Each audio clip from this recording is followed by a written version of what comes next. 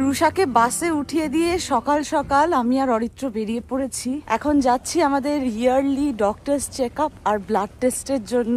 সকাল 8টা বাজে, বেশিক্ষণ সময় লাগবে না। চাবিটা রাখ।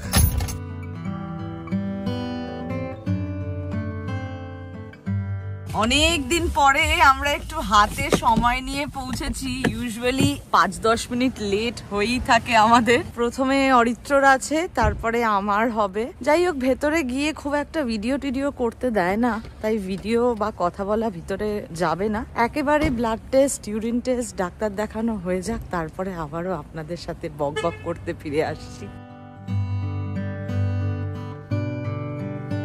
চেকিং করছিস?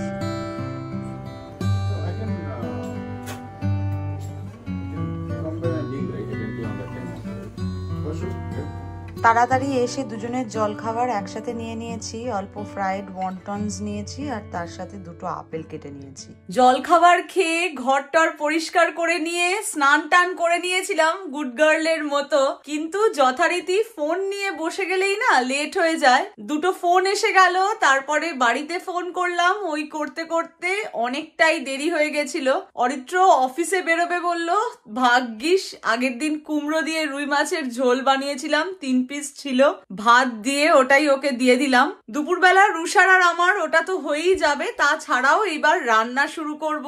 কিছু কিছু জোগাড় টোগাড় করেই নিয়েছি। Good afternoon everyone, welcome back to the channel, welcome to simple thinking simple living. কেমন আছেন আপনারা? আশা করি সবাই খুব ভালো আছেন, সুস্থ আছেন। সকালে উঠে অরড় ডাল ভিজিয়ে রেখেছিলাম। অরড় ডাল বানাবো লাউ দিয়ে। টমেটো আর কাঁচা লঙ্কাও কেটে নিয়েছি লাউয়ের সাথে। কুমড়ো, আলু, পেঁয়াজ ভাজা করব। ডালে ফোড়ন দেওয়ার জন্য পেঁয়াজ, আদা, রসুন, কাঁচা লঙ্কা কেটে নিয়েছি। আর 2টো লাউ, মানে আজকে একটা লাউ কাটলাম, আর আগের দিন লাউ পোস্ত বানিয়েছিলাম, সেই লাউ 2টো লাউয়ের খোসা ছিল, তো কুচিয়ে নিয়েছি। লাউয়ের খোসা ভাজা করব। প্রথমেই ডালটা সেদ্ধ বসিয়ে দিচ্ছি। কাঁচা লঙ্কা, লাউ আর টমেটো অ্যাড করে দিলাম। সামান্য একটু নুন আর হলুদ দিয়ে সেদ্ধ বসিয়ে দিচ্ছি। কড়াইয়ে সরষের তেল গরম করে নিয়েছি। অল্প একটু কালো জিরে অ্যাড করে দিলাম। পেঁয়াজ কুচি, আলু কুচি আর কাঁচা লঙ্কা দিয়ে দিলাম। এখানে কুমড়ো গুলো খুব তাড়াতাড়ি গলে যায়, তাই কুমড়োটা একটু পরে অ্যাড করব। 2 মিনিট ভেজে নিয়েছি। এইবার অ্যাড করে দিলাম কেটে রাখা কুমড়োটা। স্বাদ মতো নুন দিয়ে দিচ্ছি। হলুদ গুঁড়ো দিয়ে দিলাম। পুদিনা পাতা নিয়ে এলে আমি এরকম ভাবে জলে ভিজিয়ে রেখে দিই, এতে শিকড় বেরিয়ে যায়। আগে তো নিচে টবেই পুঁতে দিতাম, কিন্তু এখন আর সেটা সম্ভব না, কারণ এখানে এখন আর পার্সোনাল বিলঙ্গিং বাইরে রাখতে দেয় না। টব বা গ্রিল বাড়ির ভিতরেই রাখতে হয়। বাড়ির ভিতরে গাছের টব রাখা মুশকিল, ছোট জায়গা তো, সেই জন্য ইনডোর মানি প্লান্ট বা পোথস এগুলো রাখি, কিন্তু বাকি আর অন্য কিছু রাখা সম্ভব হয় না। কিচেন এই উইন্ডো সিলে যা রাখা যায় ছোটখাটো, অনেক সময় পেঁয়াজ কলি রাখি, অনেক সময় পুদিনা পাতা রাখি। পুদিনা পাতা তো খুব একটা আমাদের রান্নায় ব্যবহার হয় না, তাও মাঝে মাঝে কাবাব টাবাব বানালে দিলে খেতে ভালোই লাগে। 3-4 দিন পর পর জলটা বদলে দিই। এরকম শিকড় বেরোয়, যেগুলো শিকড় বেরিয়ে গেছে সেইগুলো আলাদা রাখছি, আর যেগুলো এখনো বেরোয়নি ওটা অন্য গ্লাসে রাখছি।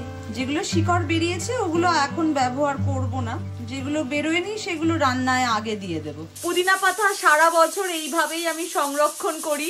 একটা আটি কিনলেই অনেক দিন ধরে চলে। তারপরে যেহেতু জলে থাকে অনেক সময় বেশি লাগে, ব্যবহার হয়ে যায়, তখন আবারও কিনে নিয়ে চলে আসি। মাটিতে পুতলে তো কোনো চিন্তাই নেই। ডাল সেদ্ধ হয়েই এলো, 2টো সিটি হয়ে গেছে, 3টে হলে বন্ধ করে দেব। এদিকে কুমড়ো আলু ভাজাও কমপ্লিট। কুমড়ো আলু ভাজা তুলে নেওয়ার পর ওই কড়াইতে আবারও একটু সরষের তেল দিয়ে দিচ্ছি। তেলটা গরম হতেই একটা শুকনো লঙ্কা দিয়ে দিলাম, গোটা জিরে, সরষে ফোড়ন, শুকনো করে রাখা কয়েকটা কারি পাতা। একটু নেড়ে চেড়ে নিয়ে এইবার আদা কুচি, রসুন কুচি, পেঁয়াজ কুচি আর কাঁচা লঙ্কা যেটা চিড়ে রেখেছিলাম সব কিছু অ্যাড করে দিলাম। হাই ফ্লেমেই কিছুক্ষণ ভেজে নেব। 1 চামচ সাম্বার মশলা অ্যাড করে দিলাম। এইবার সেদ্ধ করে রাখা ডালটা দিয়ে দিলাম। ডালের বাটি ধোয়া জল দিয়ে দিলাম। আর কিছুই করণীয় নেই, ভালোভাবে ফুটলে নামিয়ে নেব। আজকে আমি পৌঁছাতে না পৌঁছাতে রুষা এসে গেছে আর এই বাসের সাথে রেস লাগানো চলছে। কে জিতলো? কে জিতলো? বাস জিতলো না তুমি জিতলে? তুমি তো আগে ছোটা শুরু করেছো।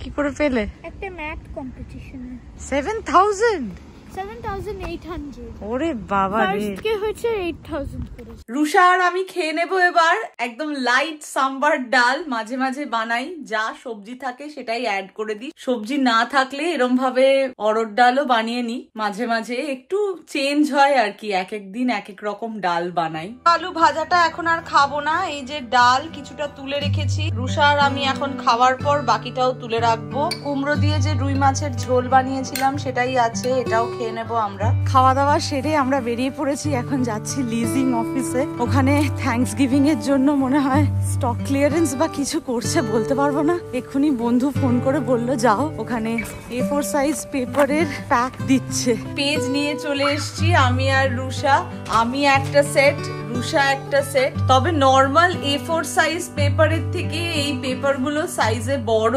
যাই হোক, পেপার তো কাজে লেগেই যায়। সকালবেলা ব্লাড তো দিয়ে এলাম, আগেও বলেছি আপনাদেরকে, তাও আবারও বলছি, অনেক নতুন বন্ধুরা আমাদের পরিবারের সদস্য হয়েছে এখন, তাদেরকেই মেনলি জানাচ্ছি। আর যারা পুরনো তারা তো জানেনি। অরিত্র যেই কোম্পানিতে চাকরি করে সেখান থেকে যেই হেলথ ইন্স্যুরেন্স করানো আছে, প্রতি বছরেই আমরা এরকম হেলথ চেকআপের জন্য যাই। বছরে একবার করে হেলথ চেকআপ ফ্রি, বাচ্চাদের আলাদা আর বড়দের আলাদা। রুষার এই বছরের হেলথ চেকআপ হয়ে গেছে, আমার আর অরিত্রর বাকি ছিল, তাই ভাবলাম বছর শেষ হওয়ার আগে হেলথ চেকআপটা করেই নি। হেলথ চেকআপে মেনলি আমরা ডাক্তার দেখাই, জেনারেল ফিজিশিয়ানের কাছে যাই, তার সাথে হয় ব্লাড টেস্ট আর ইউরিন টেস্ট।